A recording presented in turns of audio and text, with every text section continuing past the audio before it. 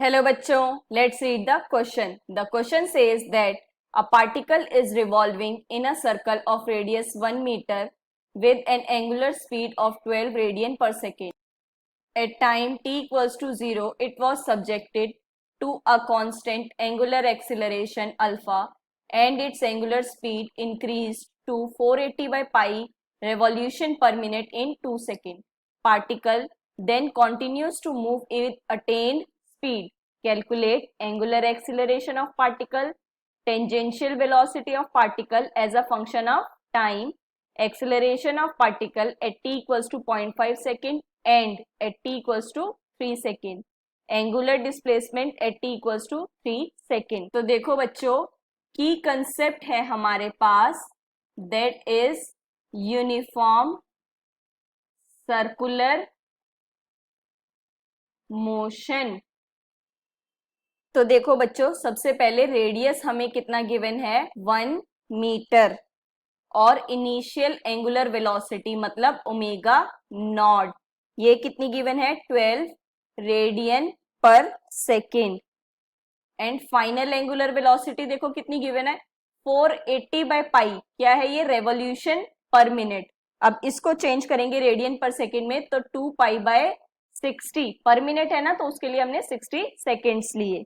ठीक है, तो ये कितना आएगा आपके पास 16 रेडियन पर सेकेंड। अब देखो इक्वेशन ऑफ मोशन लगाते हैं, omega equals to omega naught plus alpha t. तो वैल्यूज रखेंगे, अल्फा कैसे आ सकता है omega minus omega naught divided by t. तो वैल्यूज रखो 16 माइनस 12 डिवाइडेड बाय टी कितना है ये 2 सेकेंड्स में, तो कितना आ जाएगा ये 4/2 and that is 2 radian per second square. तो ये हो गया आपका पार्ट ए का आंसर। अब देखो नेक्स्ट क्या बोला है, टेंजेंशियल वेलोसिटी।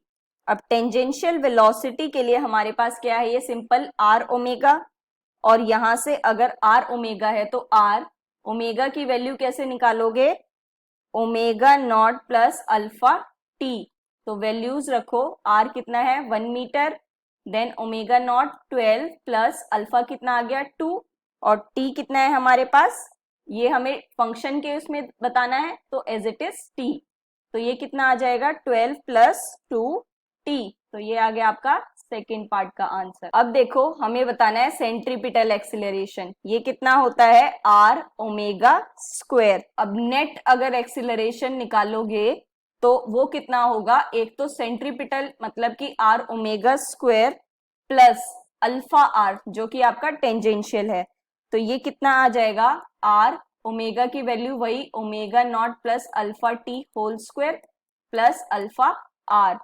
तो वैल्यूज रखो, ये कितनी है हमें 0.5 सेकेंड पर, तो 1 metre 12 plus 2 into 0.5 whole square plus alpha कितना 2 इंटू 1, तो ये कितना आ जाएगा 13.07 मीटर पर सेकेंड स्क्वायर। तो यहाँ पे लिखो ये कितना है t इक्वल्स टू 0.5 सेकेंड पर। अब हम निकालते हैं at t equals to 3 second.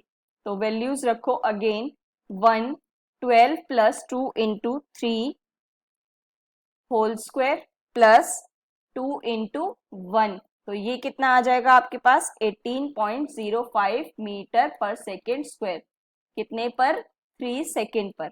तो ये आपके सी पार्ट के आंसर्स हो गए। ठीक है, अब देखो नेक्स्ट क्या बोला है आपको, एंगुलर डिस्प्लेसमेंट मतलब कि theta equals to omega naught t plus 1/2 alpha t square. कितने पर, t इक्वल्स टू 3 सेकेंड पर। तो वैल्यूज रखो, ओमेगा नॉट 12 3 प्लस 1/2 अल्फा 2 और ये 3 स्क्वायर। तो ये कितना आ गया आपके पास 45 radian. So the final answers for a part angular acceleration is 2 radian per second square, and that for B part tangential velocity is equals to 12 plus 2t as a function of time, and for C part net acceleration at time t equals to 0.5 second is equals to 13.07 meter per second square, and that for time is equals to 3 second, that is equal to 18.05 meter per second square, and that for D part, angular displacement, that is at t equals to 3 second, is 45 radian. Hope you understand it well. Best of luck. Thank you.